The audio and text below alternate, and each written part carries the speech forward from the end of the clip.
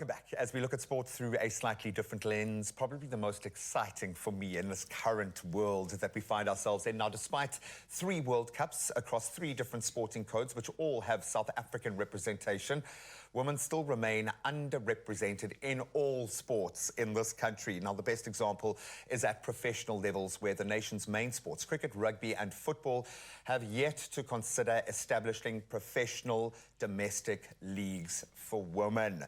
Let that sink in, especially after the cricketing ladies' success this year. Now, what makes things worse from a South African perspective is that countries like England, Australia, they have professional leagues in all these codes for women, meaning South Africa is at a disadvantage. And here to chat more about how we get into this situation and what the way forward is Dr. Nana Adom Abayoji, who is the head of the Centre for Sport Leadership at Marties, representing your people today. Yes, the maroon machine. I love it, man, because so much South African sport is born in maroon, and we love that.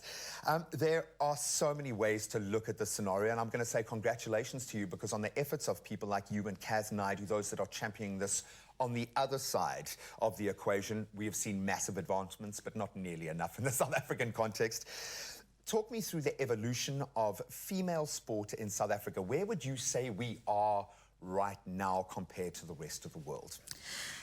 If I look at where we are now, Graham, I think we are probably about 10 years behind the rest of the world. Fair game. The reason I would say that is there is a lack of support when it comes to research for women in sport. When you engage with stakeholders wanting to discuss the problems and issues so that you can identify possible solutions, there is at times a pushback regarding that. So we know the problems, but in terms of addressing and finding solutions... The system doesn't exist.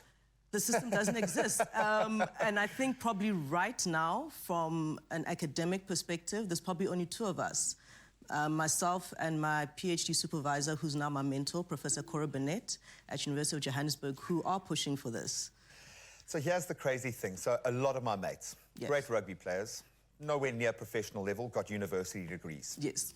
Because of sport. We have seen socio-economic development tools being used through sport to help young boys at the base level. So we know as a socio-economic driver how it's a fast forward. You can do amazing things with this. It's the ecosystem around it that has jobs, has health benefits. There are so many areas, but it needs to lead to the pinnacle of professional sport, because TV money drives funding going into all structures of it. How do we shift the professional level? What needs to click? Does the pressure need to come from the sports themselves, from government? How do we inform that transition? The transition would require all stakeholders wanting to engage, coming together and not working in silos. The situation we have now in South Africa is all stakeholders, whether it's university, private sector, government. It's hard to bring them all together to find a working solution. The best solution would be to start establishing structures at the base level. I had a conversation last week with one of our research fellows at the centre, and she said if you look at rugby, most women start rugby in university. Yeah.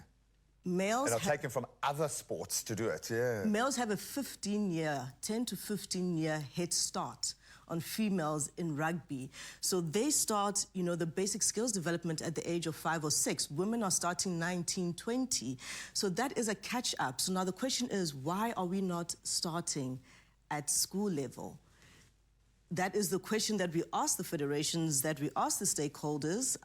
They know the answers possibly, but we don't know in research.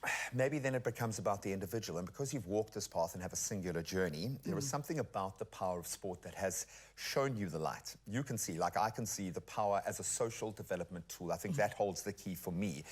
Where does that shift need to happen then? Within young women and them seeing themselves represented in that space? Does it need to come from above and have that framework to allow young girls to be able to do this? Does it need moms to start championing their daughters in that space? In your heart of hearts, where do you think the shift is going to begin? The shift is going to begin with the average South African. Whether you are living in Constantia or you are living in Gugulethu, it starts with an individual. And my argument has always been, when I have these discussions, is it's a shift in mindset. yes, we know how things used to be, but we need to start imagining how things could be when it comes to women in sport. If we can imagine a future for our boys, why not for our girls?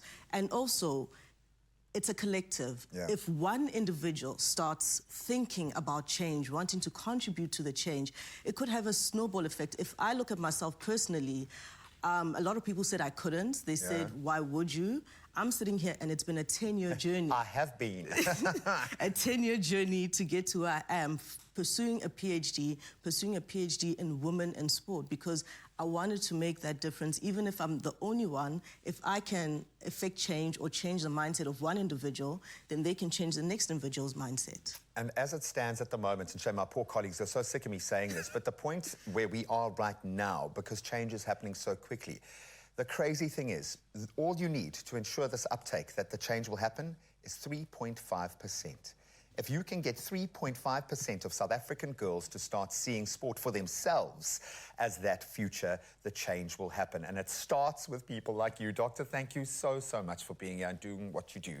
Clearly, I don't think you have a choice, but it is amazing to see, and I think your time has come, so thank you so much. And thank you so much for having me. I really appreciate the opportunity. Inspire each other, support each other. Put the female sports stars that empower you on that pedestal and spread that message. We need to inspire young girls to get out there and discover themselves through sport.